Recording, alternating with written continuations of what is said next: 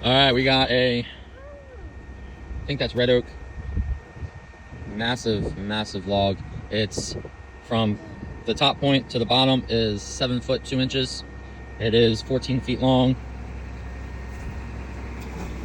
This side, it splits, the trunk splits into two. This down here, from the widest point, is just shy of 6 foot. It does have metal in it.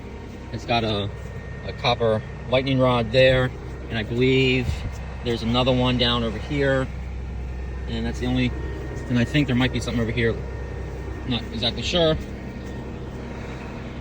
And you can see on this side where the trunk splits in two, but that is one huge log.